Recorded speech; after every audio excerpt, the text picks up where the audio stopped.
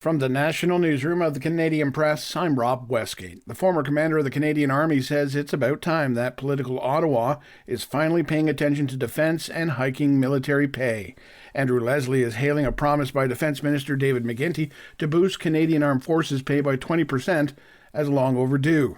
He says the government has not shown a lot of love for the military in the last 10 years, and there's a lot that needs to be addressed along with that pay bump. The overall components that make up the whole of the Armed Forces picture consists, of course, of compensation, but taking care of your people in other domains. So you got to make sure they have acceptable quarters for them to live in. Black mold exists in a variety of national defense buildings.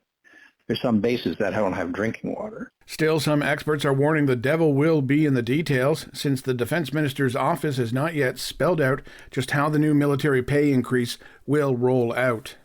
The latest sitting of Parliament has concluded, but Prime Minister Mark Carney will still be on the job, this time heading to Brussels for a Canada-EU summit on Monday. Once there, it is expected that he will sign a new security and defence pact with EU member nations. A European official briefing reporters on Friday said that the partnership is more ambitious than most similar agreements Europe has signed. It will cover issues such as crisis management, military mobility, maritime security, cyber threats, and defense industrial cooperation.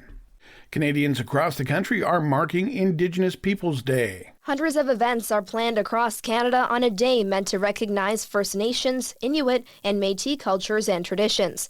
Events range from Ottawa's Summer Solstice Indigenous Festival to Winnipeg's 11-day One Heartbeat Festival, full of Indigenous performances, games, fashion, and crafts. Governor-General Mary Simon is set to craft paper hearts with youth to be planted in Rideau Hall's Heart Garden, which honors Indigenous people who died in residential schools along with survivors. Indigenous Peoples Day was first observed in 1996.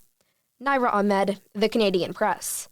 Parks Canada officials say nothing could have predicted or prevented the deadly rockfall that claimed the lives of 2 hikers in Banff National Park this week. They say tests at Bow Glacier Falls indicate the rockslide was the result of geological forces common in mountain areas, culminating in a tragic end. The disaster occurred along a popular hiking trail near the falls northwest of Calgary. And finally, a flock of nearly 400 British Columbia ostriches have been given a brief reprieve.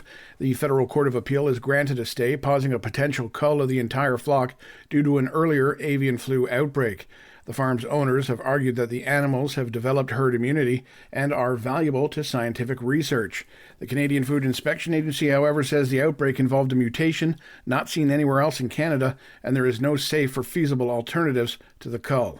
This is the Canadian Press. In sports, Mario Alford's 99-yard kickoff return for a touchdown with 9 seconds to play rallied the Saskatchewan Roughriders to a stirring 39-32 win over the ailing Argonauts. Toronto, 0-for-3 for the first time since 2019, came into the contest shorthanded. A 4-run inning helped to lift the visiting Chicago White Sox to an easy 7-1 rout of the Toronto Blue Jays. With a W, Chicago snapped an 8-game losing skid. Speaking of Chicago, legendary club slugger Sammy Sosa was back at Wrigley Field for the first time in more than 20 years, and that was before Chicago's game with the Seattle Mariners. Sosa is set to be inducted into the Cubs Hall of Fame this year. The Mariners spoiling the party, however, with a 9-4 victory over the hosting Cubs. And there's a 3-way tie at the top of the PGA Travelers Tournament leaderboard after 2 rounds. Scotty Scheffler, Tommy Fleetwood, and Justin Thomas being chased by 12 players separated by 4 shots. From the Canadian Press, I'm Rob Westgate.